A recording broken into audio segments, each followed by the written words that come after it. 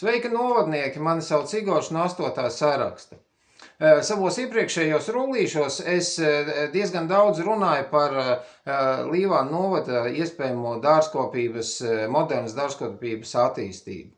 Bet diezgan daudz mūsu novadā arī ir piensaimnieku. Un šajā sakarā man ir viens ierosinājums. Es personīgi pats ļoti gribētu, es domāju, arī daudz citi mani novadnieki gribētu, lai Līvānu pilsētā varētu patiešo no mūsu zemniekiem iegādāties piena produkciju.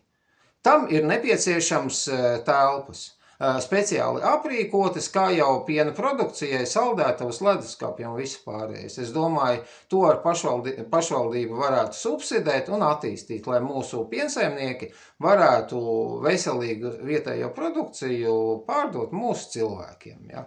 Tam nav vajadzīgas milzīgas naudas, vienkārši neliels projekts, kas varētu būt. Un es uzskatu, ka noteikti tas ir pašvaldības kompetencē, nevis lielveikali uz katra stūra vienkāršoti runājot, bet šādi veikali, kur mūsu vietējie cilvēki savukārt novadniekiem pārdot savu produkciju. Tas būtu mans ierosinājums īsumā. Paldies!